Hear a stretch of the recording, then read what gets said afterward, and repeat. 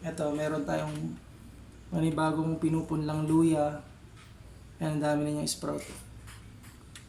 Dati, nung unang tanim ko ng ganito, hindi ko na video. 7 months tumimbang siya nung harvest. Half kilo.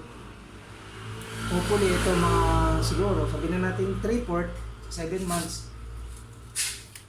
Habang hinaantay natin yan, ito, sasamahan natin ito, mauuna naman itong harvest eh. 4 na piraso lang.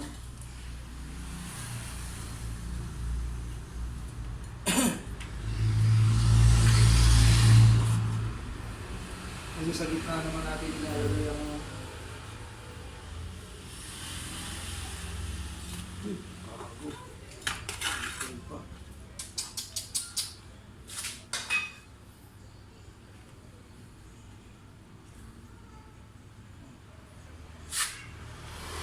Dito natin siya ilagay sa gitna.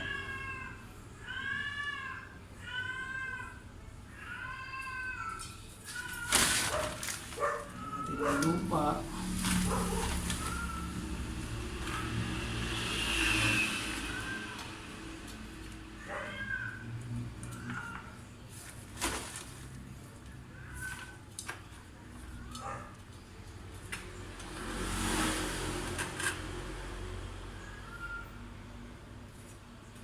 Ano ba ito ba ito?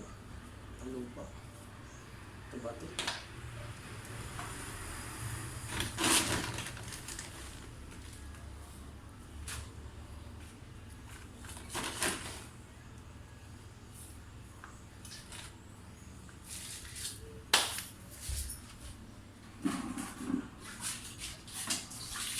Sabihin natin muna para masayin lang natin.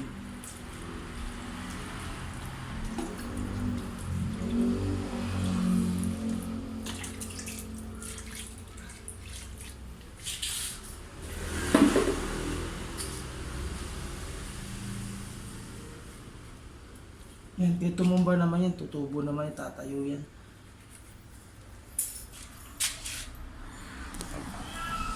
Yan. Ito na yung iba niya, no. Ito pang 3 days na to. Bali 2, 4, 6, 8, 10, 12, 14, 16. Kulang pa to ng dalawa dito, bali 4 pa yan. Tapos dito lalagyan pa natin 10 peraso na ganito.